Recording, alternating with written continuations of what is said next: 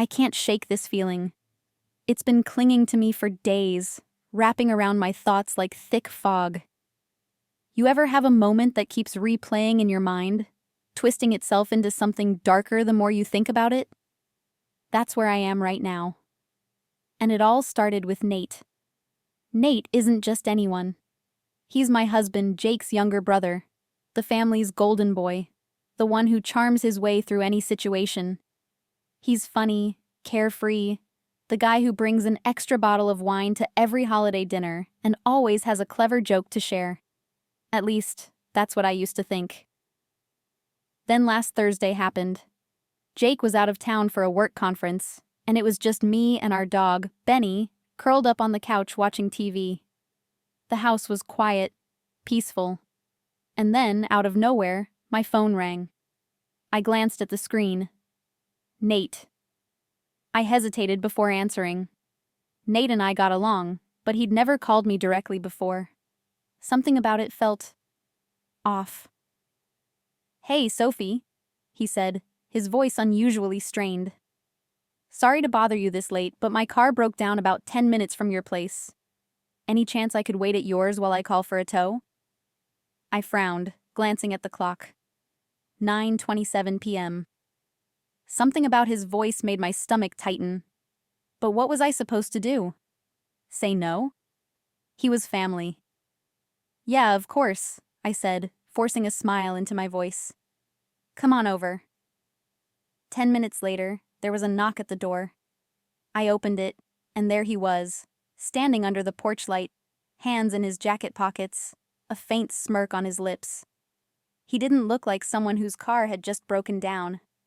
His clothes weren't ruffled, no sign of frustration on his face.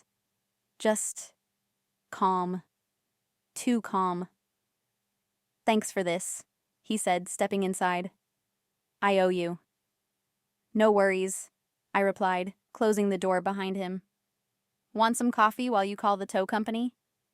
He hesitated, then shrugged. "Sure. Black, if you don't mind." As I moved to the kitchen, I could feel his eyes on me. It wasn't blatant, nothing overtly strange, but something about the way he watched made my skin prickle.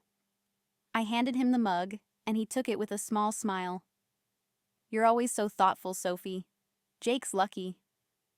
It was such a simple sentence, a normal thing to say. But the way he said it, it lingered. Something in the air shifted. I laughed it off, sitting across from him. Well, he takes good care of me too. For a moment, silence stretched between us. Then, just as I was about to speak again, Nate knocked his coffee over. The mug hit the floor with a sharp crack, dark liquid seeping into the carpet.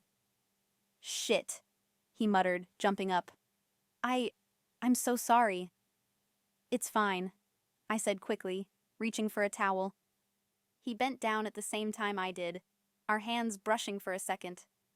I felt a jolt, not of attraction, of alarm. Because when our eyes met, his expression wasn't one of embarrassment. It was something else entirely. I straightened up quickly, handing him the towel. "No worries. Happens all the time." "Thanks," he murmured, his gaze holding mine for a fraction too long. The rest of the evening passed in a blur of forced small talk and tense silence. Eventually, the tow truck arrived, and he left with a final lingering glance over his shoulder. I locked the door behind him, exhaling a breath I hadn't realized I was holding. Maybe I was overthinking it. Maybe it was nothing. But that night, as I lay in bed staring at the ceiling, I couldn't shake the feeling that something was wrong. And I had no idea what it was. The feeling didn't go away. If anything, it grew stronger. By morning, I had convinced myself it was nothing. A bad night, an overactive imagination.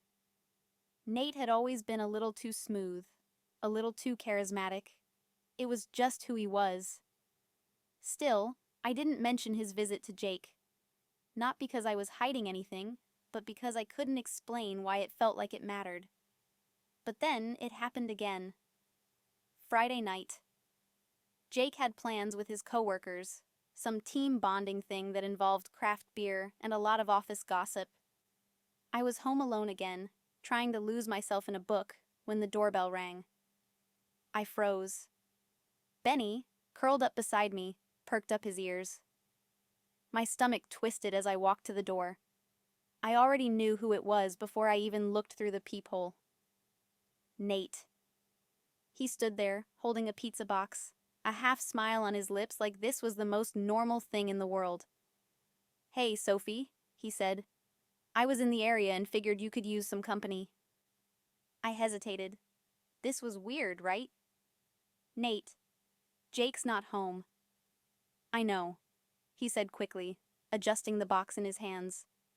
I didn't want to eat alone. I should have said no. I should have sent him away. Instead, I stepped aside and let him in. We sat at the dining table, sharing slices and making small talk. On the surface, everything was normal. Nate was funny, easy to talk to. But the undercurrent of something unspoken was still there, just beneath the surface. And then he said something that made my stomach drop. "You know, Sophie, you're different from everyone else in the family. You actually listen. You make people feel seen." I stared at him, my slice of pizza frozen halfway to my mouth. He was watching me, his eyes unreadable. Before I could respond, he added, "It's rare, you know. Someone like you." A chill ran down my spine. I forced a smile, setting my pizza down. "That's sweet of you to say, but—" "I mean it," he interrupted. His voice was soft, deliberate. "Jake's lucky to have you." I swallowed. Something wasn't right. Desperate to shift the conversation, I asked, "So, how's work?" "Jake mentioned you had a big project coming up." He smirked. "Oh, that. Yeah, it's coming along. But you know Jake. Always aiming for perfection." I let out a nervous laugh. "Yeah, that sounds like him." For a moment, I thought the conversation had gone back to normal. But then Nate glanced at the clock and sighed. "I should probably get going," he said. "Thanks for letting me stop by." I walked him to the door, my heart pounding in my chest. As he stepped out, he turned back. His eyes met mine, holding me there for just a second too long. "Good night, Sophie," he said. I locked the door the second he was gone. And this time I couldn't convince myself I was imagining things. Something was happening, and I had no idea how to stop it. The next morning, I woke up with an uneasy feeling that refused to leave me. It was like a shadow, lingering just at the edge of my mind, whispering that something was off. I went through the motions of my day, feeding Benny, making coffee, straightening up the house, but my thoughts kept drifting back to Nate. His words, his lingering stare. "You make people feel seen." It wasn't what he said. It was how he said it. At first, I convinced myself I was overanalyzing. Nate had always been playful, a natural flirt even when he wasn't trying. But this didn't feel like harmless teasing anymore. It felt like something else entirely. And then Jake brought him up. We were having a lazy Saturday breakfast, the kind where we sat in our pajamas and scrolled through our phones between bites. Out of nowhere, Jake said, "Oh, by the way, Nate mentioned he stopped by the other night. Said his car broke down." I froze, my coffee cup halfway to my lips. He told Jake? That wasn't what I expected. "Yeah," I said carefully. "It was late. He called and asked if he could wait here while he got a tow." Jake nodded, unfazed. "Figures. His car's a piece of junk." I forced a smile, pushing the eggs around my plate. "Yeah, junk." I thought that was the end of it. But then Jake glanced up, his brow furrowing slightly. "He also said you guys had pizza last night." My stomach clenched. Why would he bring that up? I shrugged, keeping my voice light. "Yeah, he showed up with a pizza. Said he didn't want to eat alone." Jake chuckled. Classic Nate. Can't stand being by himself for 5 minutes. I forced a laugh. "Yeah, I guess." But inside, I felt like I was holding my breath. Jake wasn't acting suspicious. If anything, he was amused. To him, Nate's visit was completely normal. But to me, it was anything but. That night, I couldn't sleep. I lay awake, staring at the ceiling, replaying everything in my head. Was I imagining things? Was I reading too much into an innocent situation? Or was there something unspoken between me and Nate? My phone buzzed on the nightstand. I reached for it instinctively, my heart skipping a beat when I saw the name. Nate. I hesitated before opening the message. Hey, Sophie. Thanks for letting me stop by last night. I really needed that. You've always been so easy to talk to. A simple text. Innocent on the surface. But it didn't feel innocent. I stared at the screen, my mind racing. What was I supposed to say? Ignoring it felt rude, but responding felt wrong. After a long pause, I typed back, "No problem. Hope you're doing okay." I set my phone down, exhaling slowly. A minute later, it buzzed again. "Yeah, just been thinking a lot lately. You ever feel like there are things you can't say out loud?" I sat up in bed, my pulse quickening. This was not normal. I stared at the message, my fingers hovering over the keyboard. Then, finally, I locked my phone and set it face down. Some things were better left unanswered. The next day, I tried to shake it off. I kept busy, cleaning the house, running errands, even taking Benny for a long walk in the park. Anything to distract myself. But no matter what I did, I kept hearing Nate's words. You ever feel like there are things you can't say out loud? I hadn't responded to his message, and I wasn't going to. But part of me kept wondering what he meant. Was there something he wanted to say? Something he was holding back? I told myself it didn't matter. Whatever Nate was feeling, if he was feeling anything, wasn't my problem. Or at least, that's what I thought. Until he showed up again. It was Sunday afternoon. Jake was outside mowing the lawn, and I was in the kitchen, chopping vegetables for dinner, when I heard the knock at the door. The second it happened, I knew. I didn't have to look. I didn't have to guess. It was him. I wiped my hands on a towel and took a slow breath before walking to the door. My fingers hovered over the handle for just a second. I could pretend I wasn't home. I could ignore him. But instead, I opened it. And there he was. Nate stood on the porch, hands in his pockets, wearing that same easy smile. But his eyes were different. "Hey," he said. "Hope I'm not interrupting anything." I forced a polite smile. "Jake's outside." His smirk didn't waver. "I know. I actually came to see you." My stomach twisted. I glanced over his shoulder, watching Jake push the mower across the yard. If he looked up, he'd see us. But he wasn't paying attention. "What's up?" I asked, keeping my voice neutral. Nate shifted his weight, rubbing the back of his neck. He looked nervous. I wanted to clear the air," he said. "About the other night." A chill ran down my spine. "There's nothing to clear up," I said quickly. "You stopped by, we had pizza. End of story." He let out a soft chuckle, but there was something off about it. "Is it, though?" I stiffened. Nate took a step closer, lowering his voice. "I feel like we both know there's something here. And I don't want to pretend like there's not." My heart slammed against my ribs. What was he saying? What was he doing? I shook my head. "Nate, this isn't—" "I just need to know," he interrupted. His voice was still low, but there was an intensity behind it now. "Is it just me? Or do you feel it too?" My breath caught in my throat. I took a step back, gripping the door frame. "This has to stop," I said, my voice barely above a whisper. "Whatever you're thinking, whatever you think this is, it's not. And it never will be." For the first time, his confidence wavered. Nate exhaled, dragging a hand down his face. "I'm sorry." he muttered. I didn't mean to.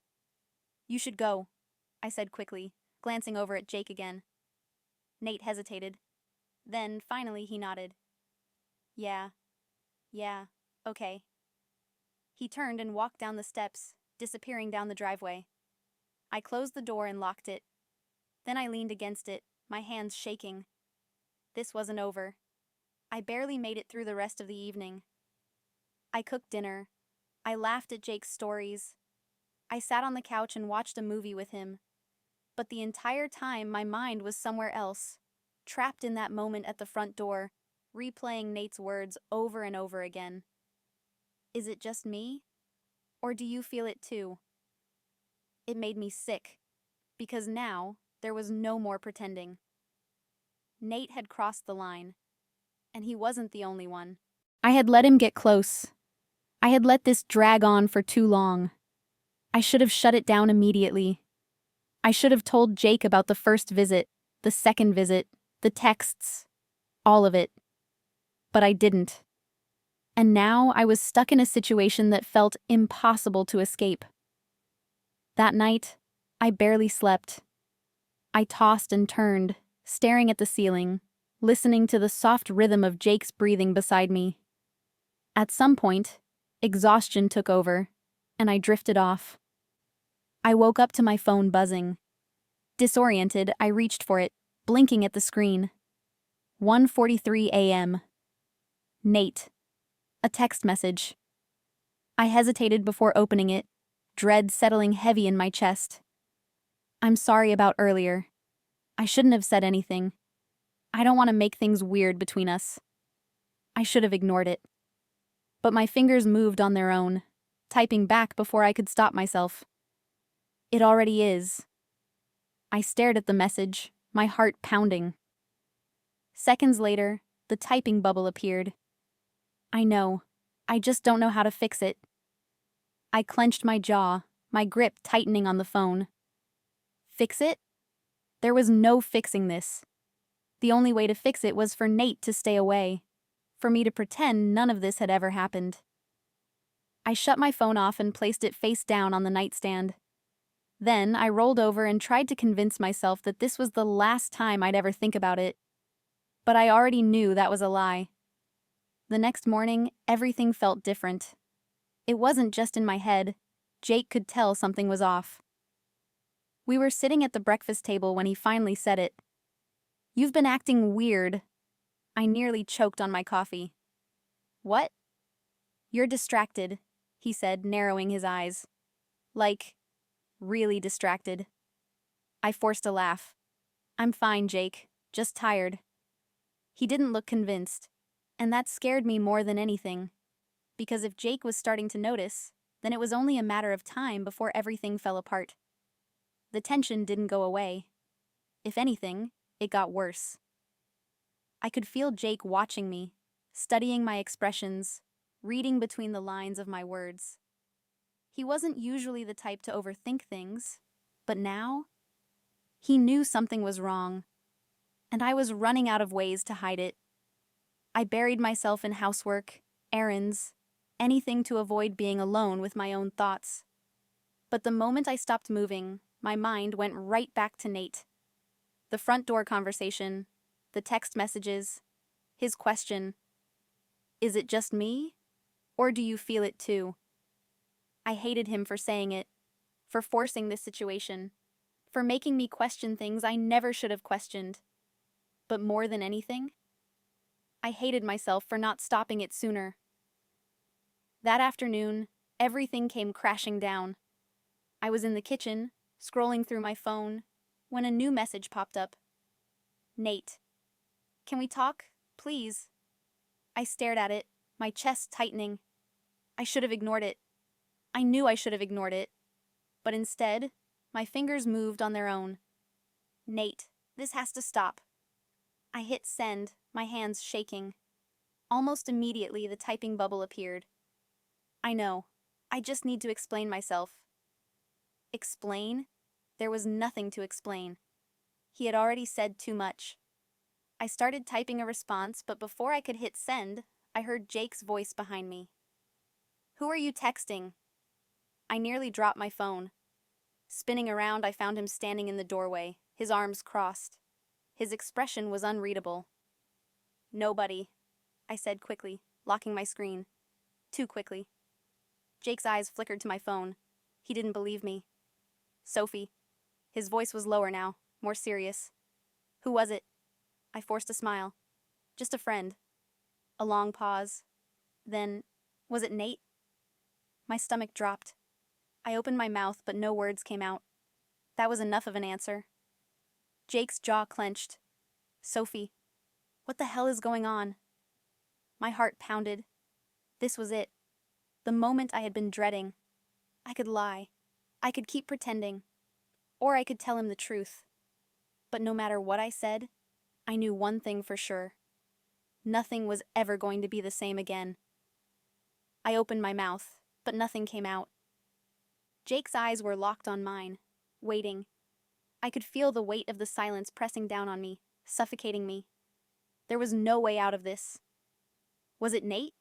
he repeated, his voice lower now, sharper. I swallowed hard.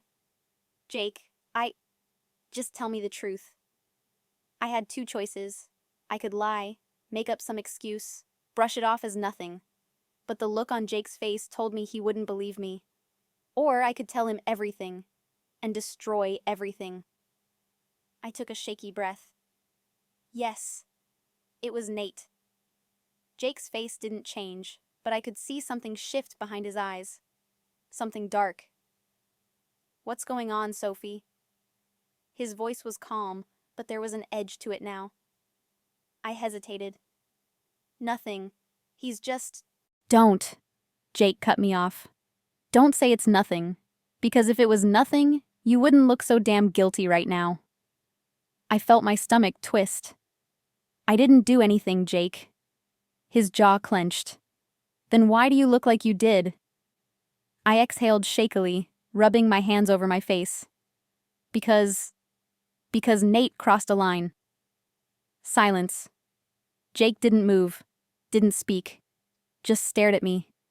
His face was unreadable, but his hands curled into fists at his sides. I forced myself to keep talking.